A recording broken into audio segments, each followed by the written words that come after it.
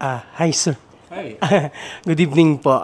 Kung okay lang po sa inyo sir, pwede ba kita ma-interview? Sure, pwede. Pwede bang matanong ko anong pangalan mo?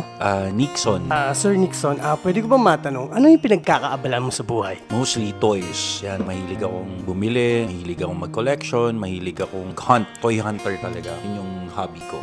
Ano po yung pangalan ng inyong page? And toys, yes. Anong source ng happiness mo? Source ng happiness ko is yung, syempre, number one, family. Sunod yung etong mga toys na to. Eto yung nag-feed ng soul ko every single day. Kada pumupunta ako ng mga store, nakakahanta ko ng mga bagong laruan, dyan ako kumukuha ng happiness ko. Si Sir Nixon, ilang taon na ba ito nagko-collection ng mga toys? When I was 17, wala pang Facebook noon, wala pang social media masyado. Mahilig na akong mag-collect. Hindi lang toys, kung ano-ano. Basta kung anong collectible, basta makita ko, gusto ko makuha. Ano ba yung pinakauna mong na-collect na toys? Bobcat. Tapos hindi wala akong specific na gusto. Kung ano magustuhan ng mata ko, yun na talaga yung gusto ko palagi. Alam mo yun, parang gusto kong madami. Siyempre sir, tayo siguro yung kabataan mo, may isa kang bagay na gustong makuha like toys. Kapag hindi mo nakuha to or hindi napasa kamay mo to, ano yung nararamdaman mo sa sarili mo? Siyempre, malungkot kasi nung time na yon parang siyempre hindi naman ganun pa karami yung pera natin nung araw. Hindi naman tayo pinanganak mayaman. So, nalulungkot ako. Kaya nung dumating nung time na nagkaroon ako ng chance na magkaroon ako ng trabaho, parang dun ko nire-release yung healing my inner child. Saka yun yung happiness as a collector and hunter. Para sa'yo, paano ba ang maging isang tunay na masaya? Sundan nyo yung passion nyo. Passion kasi yung totoong magpapasaya sa'yo. Ano yung passion ko? Gusto ko nang mahilig ako sa damit, mahilig ako mag-alaga ng kalapate, mahilig ako mag-alaga ng manok, whatsoever, kung ano man. Hindi naman nagmamatter palagi pera eh.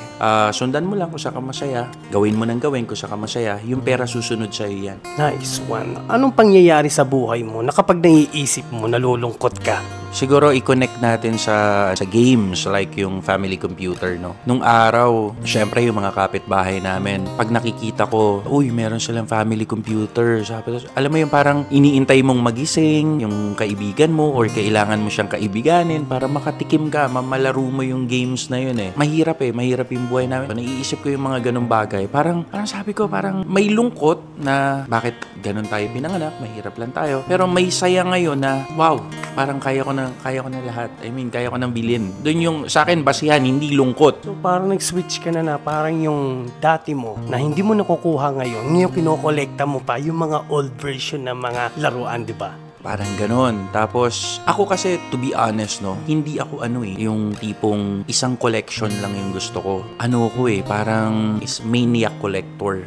Kung ano yung magustuhan ng mata mo, regardless kung may memories ka dyan o whatsoever, kung gusto mo siyang makuha, gusto mo siyang maangkin. Yun yung happiness. So, ang passion ko talaga, tinanong ko na rin sa sarili ko yan. Ano ba ako? Collector ba ako? Or seller? O kung ano? Ako masasagot ko lang. Ngayon lang. Maniac collector na hunter.